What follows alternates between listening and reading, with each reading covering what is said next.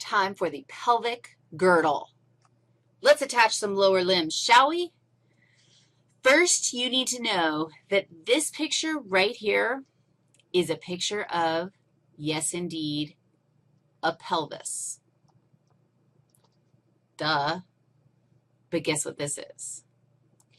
This is an os coxae. What? Really? The os coxae is a single bone. The pelvis is two os coxae, 1, 2, plus the sacrum, we already know that one, plus the coccyx. So the pelvis is actually 4 bones that I can actually pull apart and look at. It's going to get a little complicated in just a second. The os coxae is its own fused bone. However, perhaps I should reword how we deal with this because the os coxae is actually made up of 3 bones. Really? True story. The os coxae is made up of the ilium, I almost made it an E, I-L-I-U-M because I like my pelvis. I do not eat, never mind. We're not going there. As opposed to the ileum in the intestines, which is spelled with E because you eat things to go into your ileum. That's why I said what I said, and then I stopped myself because I just don't even want to think about what I was going to say. There's another part. It's the pubis. This is a bone. This is another piece of bone. And then there's the best part, the ischium. And the ischium is in the back, I-S-C-H-I-U-M. Really? The ischium has these big old tuberosities called what? Ischial tuberosities, and you sit on them. So go ahead and just like wiggle around in your chair right now, and you can actually feel your ischial tuberosities hitting the chair. And that is your ischium. I shit upon my ischium, except you sit upon your ischium. Don't shit on it. I shouldn't say that on video. Sorry about that. We're trying to keep these G-rated. Now, the ilium is the big old, like that's what you can actually feel on your sides. You can feel how high up the ilium goes. And the pubis is right at the front. You can palpate your pubis as well. The pubis, the pubic symphysis, I just have to throw that in there. Because what is this pubic symphysis made out of? What is that little pad of whatever? Fibrocartilage. Nice.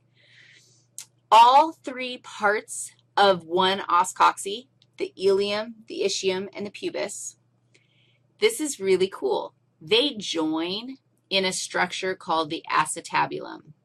The acetabulum is a circular indentation where the femur articulates with one os coxae. So all 3 of my bones, my ilium, my pubis, and my ischium, all 3 of them articulate, they all attach, they fuse in the acetabulum itself. So look, I'm just going to do this just for the fun of it. There goes that. Here comes the little piece of pubis, and here comes my little piece of ilium. And they all articulate in that spot. Now, of course, some people have to know the exact line. Guess what? You don't. If I want you to tell me it's the ilium, I'm going to throw the tape way up high on that wing of my os coxae. If I want to know that it's the ischium, I'm going to be down here all the way down where you're sitting on your ischial tuberosity. And if I want the pubis, I'm going right there where you can actually see the pubic symphysis, where the 2 os coxae connect to each other. The whole thing's a pelvis. A pelvic girdle. What's a pelvic girdle? The pelvic girdle, the girdle. Ready? Throw your 2 os coxae together and get rid of the sacrum and the coccyx, and that's the pelvic girdle. So the pelvic girdle is just 2 pieces, 2 os coxae. That's what that says, to os coxae, that makes sense. We got the acetabulum. Okay, the obturator foramen. Foramen, hole. That's the obturator foramen. Acetabulum, obturator foramen. Now, we have some parts that we need to identify. First of all, you have the anterior superior iliac spine. It's part of the ilium, and you can feel it. If I told you to hit the floor and, like, fall on your face on the floor, your anterior superior iliac spines would hit the floor, and it hurts. There is an anterior inferior iliac spine, but we don't have to know that one. The iliac fossa is this medial surface in my, like, you can imagine that this is toward, like the wing is facing toward the medial aspect, and this is the iliac fossa. The iliac crest is easy. That's what you can palpate. You can feel your iliac crest all the way around. And the greater sciatic notch is, you can see it right here. It's toward the posterior aspect, and you can get a really nice view of it here. I'll tell you right now, pelvis, you got to come in and play with the pelvis.